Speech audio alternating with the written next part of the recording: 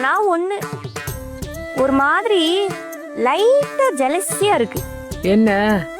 ஏன்னா நாங்களாம் இப்படி இருந்தப்ப இப்படி பார்க்கல, இப்படி வைக்கல.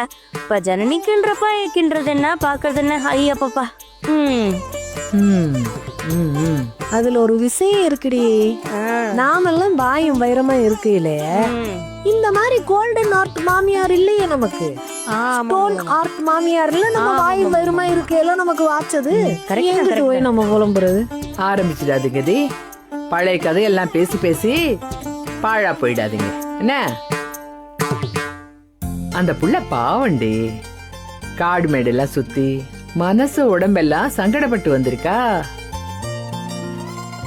ஏண்டி, டாக்டர் கிட்ட போயிட்டு வந்து நீ தானே சொன்ன அவளை ஜாகிரதையா பாத்துக்க சொன்னாங்கன்னு?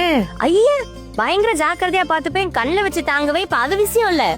ஆனா நீங்க ஒண்ணு பண்றீங்களே, அதெல்லாம் பாக்குறப்ப இந்த பாஸ்ட் விஷயம் எல்லாம் மனசுக்குள்ள அப்படியே உறுத்துதா, அது அப்படியே கொப்பளிக்குது. சரி விடுங்க, கோபப்படாதீங்க.